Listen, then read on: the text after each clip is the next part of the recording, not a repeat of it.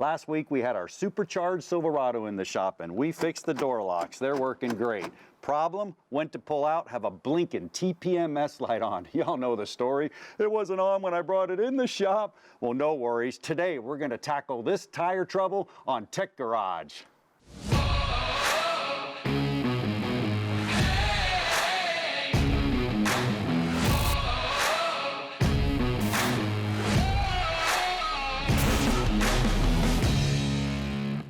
Welcome to Tech Garage, presented by rockauto.com. Well, it's that classic scenario. You know what I'm talking about. The light wasn't on when it came into the shop. Well, this time it actually wasn't on when it came into the shop. When we went to leave, it is on. Which one? The TPMS light, tire pressure monitor system, and it's blinking. That usually means there's a system problem, not just a low tire, Dave. We got a TPMS light on, brother. Well, could it be because you don't have TPMS sensors? And this is aftermarket rims here, so may not have them. Good thinking. Yeah, the Schrader valve's located right here, and there is no sensor there. Okay. You're right. All right. But 180 degrees down there, they actually give you a hole in the back there that goes on the rim. There's a TPMS sensor there, and I know that because back in 2015, we put TPMS on this whole truck, and it works fine. Well, it worked fine, but that was 2015. So, yeah. Right. There's no extension cord running those. Those are on battery, so they could be dead. So we need to see if everything's talking, if they're all still working. That's the thing to do. I see you're already ahead of me. You got the actual tool there from Continental. You can go ahead and scan it and find out what's going on. I got a guest here from Continental that knows all about TPMS. We'll get set up. You get to work. All right, here we go. This scanner is great because if you don't know if a vehicle has TPMS in the first place, it will tell you. And once you've established that, then it's going to tell you whether it's communicating. So we'll just hit OK here, and we'll scan. I'll get to do the right front there. OK, and then we scan to see. And, oh, yep, sure enough, it is talking there. So it's telling me the PSI and everything. It's communicating, so we know it's working. I'm going to check the other 3 tires. In the meantime, John, tell them all about TPMS, brother. That's right, Dave. We're going to talk tire pressure monitor systems. And I brought in an expert. This is Sean Lannoo from Continental Aftermarket. Sean, you're all about tire pressure monitor systems. Yep, live and breathe TPMS. Well, let's talk about a couple of the facts that go on. First of all, that blinking light versus a solid steady light. Yep, blinking light means something's wrong with the system, and it usually means there's a sensor bad. The solid light means 1 or more tires is dangerously low and we need to get air in that tire. Or even just low. When it comes to a low tire light, we're talking about gas mileage. Affects that as well? Yeah, you lose about 3% with a extremely low tire. Yeah, and with gas prices today, you want to keep it up there, absolutely. Also temperature. It seems like every time we have a cold snap, it's Florida. There's not many of those, but if it drops 10, 20 degrees, bam, here comes the TPMS light. What's going on? Yep, phone calls ring into those service shops all the time. 1 PSI for every 10 degrees of temperature drop. Makes a big difference. Yeah. Let's talk about a couple of the systems, Sean. If I flip over here, you can actually see. I know there's the indirect system. Now that uses the ABS. You can see it right there, the wheel speeds, and it looks at all those different wheel speeds. You can see the right rear is actually going slower there, but what would happen is it would speed up. What's going on is it starts to get smaller, the tire air goes out, and it speeds up. The ABS can detect that, and it can actually use that. But most of the cars are direct systems, right, Sean? How does that work? Yep, direct systems have sensors inside the tires. It mounted to the wheel, and they measure the pressure and temperature inside the tire. So right here on the rims, located somewhere, you can have a banded one or you can have one like this. It's sitting inside of there. It's actually measuring the pressure and the temperature of what's going on. Yes. Now, tell us about the different types of sensors. Yeah, you got clamp-in style, and you've got a snap-in style, which is a rubber stem. They're all a little bit different. Now, how can I tell, or can I tell, if I have a TPMS sensor? It's hard to tell. It's easier to tell when you have the clamp-in style, but with the rubber stem, there's so many different rubber stems out there, it's hard to tell. The best way is with a TPMS tool. Yeah, and you could have a banded sensor as well. Do you have any tips with that? I know a lot of people break these when they put the wheels on and off. Those are supposed to be mounted at 180 degrees from the valve stem, but this is just a hose clamp. As time goes on and temperature increases, this thing stretches, which can allow that to slip. So we need to test with a tool and make sure we know where that is. Exactly, supposed to, the key word. Right. Yeah, just be careful when you're taking them on and off. The sensors themselves, now they're delicate, they're electronic instruments. We want some tools to put them in and use the right tools and torque specifications. Follow the torque specs. Most of them have it either printed on the sensor or in the box on the box. Absolutely. Well, when it comes to sensors, I mean, so many different types of configurations, you need a scan tool. Yep, we need a scan tool to make sure we test those sensors and they're right. Well, with the scan tool. That's exactly what we did here. Found out that one of the sensors isn't working. So you said these things are, what, 6 or 7 years old? We might as well just replace them all while we're at it and get the job done right. Yeah, absolutely. I don't like that we word, though. This is tires and heavy, dirty work. Why don't we get Josh to do it? That is a brilliant idea, my friend. I'll tell Work you what. smarter, not harder. Let Josh do it. There you go. Josh will get them all taken care of. You take a small break, but come back because we got more Tech Garage presented by rockauto.com right after Josh gets all his work done.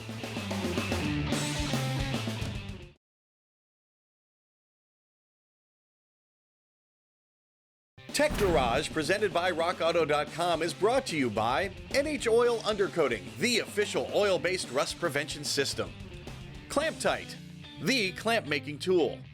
And by rockauto.com, all the parts your car will ever need. Well, thanks to all our great sponsors. And welcome back to Tech Garage, presented by rockauto.com. Well, Sean, you're sticking with us with another segment. I'm sure grateful for that. You know, we found that sensor was actually bad. Josh is going to go ahead and replace them all. Good idea? Very good idea. Yeah, 2015. I can't do the math, but that's a lot of time. Correct. In order for Josh to do that, it was pretty simple. He just kind of cheated a bit. He put the tire on there backwards. He protected the rim. He put it down, and then he kind of collapsed the bead enough to where he could sneak in there and take that tire pressure monitor off the old one. That one was a screw type. He kind of just unscrewed it, took it apart, took it out of the tire. Once he did that, well, he had the new ready sensor, and that was super easy because that was a click-on type. So what he did is actually lubed it up a little bit because he had to pull the valve stem through the tire. Once he did that, he clicked it together. Once he clicked it together, he actually got a special tool, and that special tool actually pulled it up through the rim, the hole in the rim, and what it did, it popped the actual stem up in there. Then he made sure the tire pressure monitor was secure in the right place so he didn't break it with the bead, let the bead go, reared up the tire, balanced it, and now he's out on a test drive, Sean. He wants that light to go off, and then, you know, we're still gonna have to reprogram it and locate it all, but we'll pull that car back in a little while. We'll make sure it's in tip-top shape. Sean, let's slow down and switch gears a bit and talk about looking at tires for air pressure. I know the tire pressure monitors do a great job, but manufacturers are really, really critical about their air pressure. And if you're looking at it, Sean, look at this graphic right here. I mean, you got 100%, and then you can pull up 70%, all the way down to 40%. Now, looking at those side by side, can you tell a difference? No, it's hard to tell the difference. And TPMS, the light usually comes on at about 25%. And you can see from the graphic at 70% compared to 100, it's hard to tell a difference. The radial tires are squishy, so looking at the sidewall is not going to tell you what's going on. That's not a good idea. No, not a good idea at all. What should we do? What should we look? Where should we look? How do we know the air pressure? We need to look at the door placard. That's going to give us the pressure for that vehicle with those tires. Now, I looked at the tires. There's pressure on there as well. Yeah, that's max pressure. Totally different. Not a good thing. Look at the door placard. That's the key.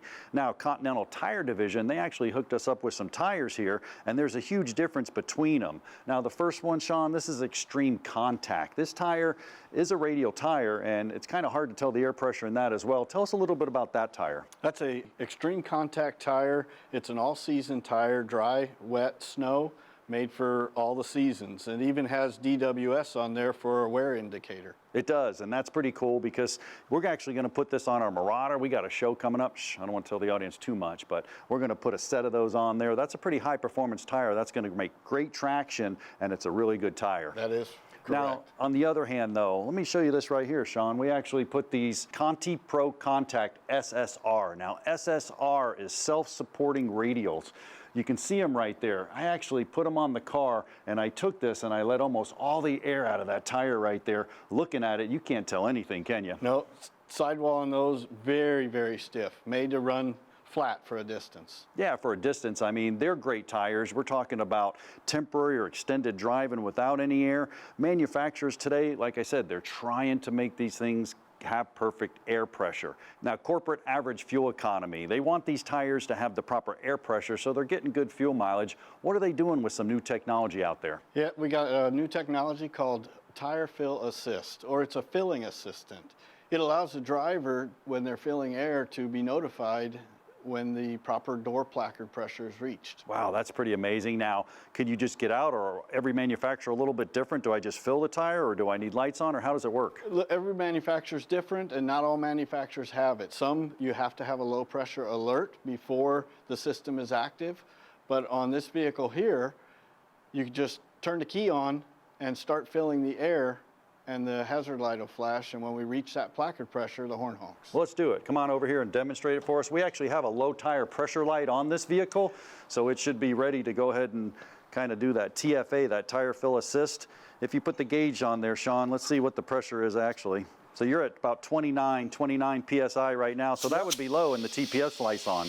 Yeah, and now as we start filling air in here, you'll notice that the hazard lights will start flashing on this vehicle. And when we reach that door placard pressure, the horn will honk. So it's flashing, letting you know you're put, wow. That's it. That's it. Now let's see what the gauge says. Wow, it's right on the money. I think your placard's about 36. Yep, 37 on the gauge. That's amazing. Well, that's some high-tech technology built into tires today. Speaking of technology, we got some electronic power steering coming up right after this break. Stick around. There's plenty more Tech Garage presented by rockauto.com.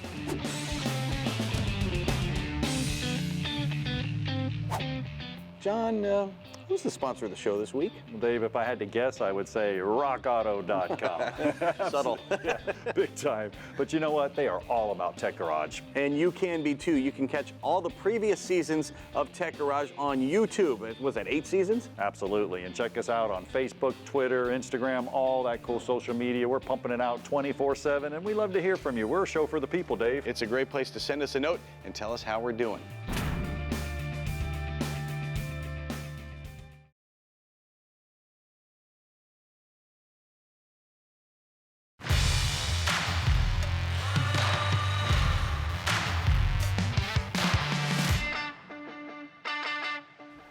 Well, hey, we're steering this thing in the right direction, electronically speaking, that is. Welcome back to Tech Garage, presented by rockauto.com. And that's what this segment's all about, electronic steering. Why do we have it, and what happens when it doesn't work? That's a problem. Let's check out, first of all, why do we have it? Well, you can see right here, it's a bunch of safety systems. It plays in with all these different systems. The anti-lock braking systems, it works in conjunction with the anti-lock braking for stopping your vehicle safely. Electronic stability control, obviously from turning around those corners, you want stability. You want the car to know between the rack and the pinion, or the gearbox and the steering wheel, where are we turning that wheel. Autonomous and emergency braking and lane departure. There's a lot going on that has to be incorporated into that electronic steering system.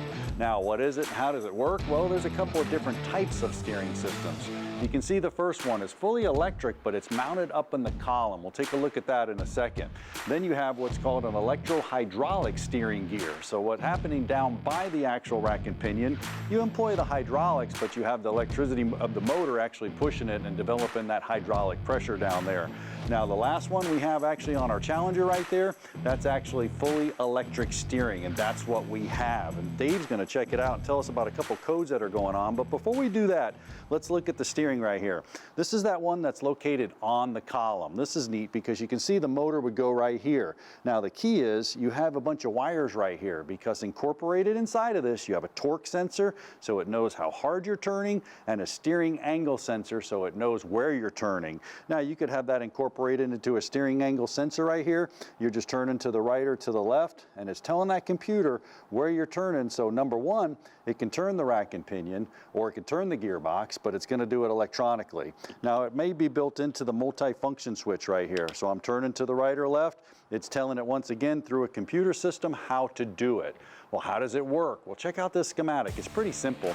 It just comes down for a power assembly, then it feeds down to the electronic power steering module. He's the guy that's going to do all the work, that module. Then he's going to go through some data or bus lines, and he's going to relay that information back to the DLC so we can read some codes. And speaking of reading codes, now we can do it with a code reader, or we got our Diagnose Pro from Continental. Dave, you're doing just that. Yeah, you got it, John. To find the DTC, the diagnostic trouble code, all you got to do is attach this. You turn the ignition on. You use your scan tool to find the code. Once you see what your code is, you clear it. Now we're going to start over again by starting the engine. Once you do that, you turn the steering from lock to lock. So it's all the way to the left, all the way back to the right, the full range of it. You want to see if everything in the system is happy, if everything's working together well. Yeah, it's simple as that. Turn the ignition off and back on. Now, if you see a code at this point, after you've done all that, then you got bad news. Well, the good news is, you know what the problem is. The bad news is you're going to have to replace your power steering unit. And if there is no code, then it could be an intermittent problem. And if it ain't broke, John, we can't fix it.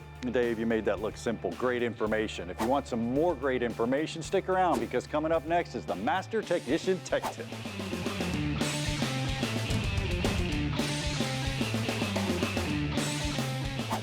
Well, I hope you're enjoying this episode of Tech Garage, but what you might not know, we have a sister show called Motorhead Garage. You could have seen me on there years past. I'm missing it, but Dave, what a phenomenal show that is as well. Well, John comes back and guest hosts every once in a while.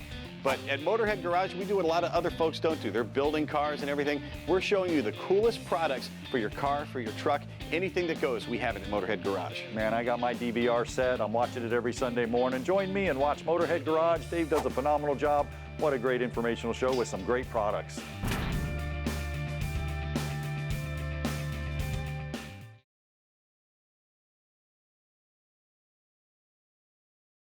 Tech Garage, presented by RockAuto.com, is brought to you by BrothersTrucks.com, your #1 source for 1947 to 87 Chevy and GMC truck restoration. AP Laser, leading the way. And by RockAuto.com, all the parts your car will ever need. Welcome back to Tech Garage, presented by RockAuto.com. It's the Master Technician Tech Tip time, and we're talking about torquing wheel lug nuts. No place for gunplay here. You want to do it properly, and there's two methods to do it. But before we get started, let's take a look down here at the wheel. There's a couple of patterns you want to use, and you can see it right there. If you got a 5 lug, 6 lug, it doesn't make any difference. I just want you to go in a star pattern. Start right here, and then go across, and go into a star pattern with this 5 lug. If it's other lugs, just keep going across. So you're distributing the torque equally. Now you also have to have the specification. You can see the specification right there. Well, there's the base and the SRT. That's obviously the Challenger. That's not our Mustang, but that shows you that you have to have the proper torque. Now our Mustang is 95 pounds of torque on this wheel right here. So we got two options. We can just get a torque wrench. We got this at rockauto.com. Come over here and set it to 95. And then what I want to do, I have somebody in the car holding the brake for us. Just put it on the lug nut and come and pull it till you hear that click, that audible click, or the head kind of giving out a little bit. Either way, you know you're there. Go in your star pattern. Now you can use what's called torque limiting adapters. Now in the shop we call them torque sticks. They're located right here. Really kind of cool what it is. You can see the thickness of the stick here. So what's happening is once it starts to break away or that stick starts to twist like a giant torque stick or a torque stick on a car, it's going to actually flex, and it's not going to put too much torque on it. It's going to put the exact amount. This one is 80 or 85. It's really close. So I'm going to use this one to demonstrate, and then you have the other ones for the different makes and models. Take your socket, put it on there. Now you can use your impact because you're not going to over torque it. But the deal is you want to go in that crisscross pattern and don't touch the stick. So let's hit. Go to your next one. It flexes when it starts to get tight. Up to this one. And then our last one. And it's going to give out, so you're not putting too much torque on. Why? Well, you don't want to warp the rotor, you don't want to do any damage to the rim. So just do that and you'll be good to go. Now you could damage parts without the right torque specifications, but no problem. Tom and Dave have you covered. Since the advent of power steering, the systems have evolved from hydraulic systems to electric systems like we see here, Tom. And it's reasons like this my dad and my grandfather would always tell me, cars today are impossible to work on. It's not like the old days. Is that really true, though? No, it's not true. I remember my grandfather telling me about my 77 Dodge, which is now quaint. Some things never change, right? Right. No, the parts are often easily replaced as a complete assembly, so you don't have to know about the electronics inside. You just replace the whole thing. And sometimes parts still fail like they did in the old days, where things just flex too much and crack, plastic containers crack. So you might have a high-tech electric power steering pump that's expensive, but what actually failed on it is just the plastic reservoir on the side. So instead of replacing the whole assembly, you can just replace the reservoir that leaked, or maybe it's just the O-ring that leaks, and it doesn't cost very much, and it's something any do-it-yourselfer could do. That's what I love about rockauto.com. You have options, and you guys seem to focus on that throughout the website. Yeah, and the manufacturers are constantly coming up with, if something breaks, they'll come up with a solution. So, and with our huge selection, we provide all those different possible solutions. Another thing I always heard about these sophisticated parts is that's sort of a dealer-only thing, but invariably that's not true either. No, it's not. It's becoming more and more not true. That if the dealer has it, we're likely to have it too. That the manufacturers that supply the dealers supply us, and they're either OE parts, original equipment parts, or they're meet OE specifications. RockAuto.com has you covered. Whether you're looking for an old hydraulic steering system, an electric one like this, they're keeping up with the latest technology. Go check them out. Well, we have all the TPMS sensors installed in all the wheels. Just did it right. Forget about doing one of them. Went ahead and scanned them all, put the location in. We have an enhanced driver center. Everything's right. The tires are right. The TPMS right. Dave, another win on Tech Garage. Well, it's called Tech Garage for a reason. Technical on everything, highly technical. We talked about electronic power steering.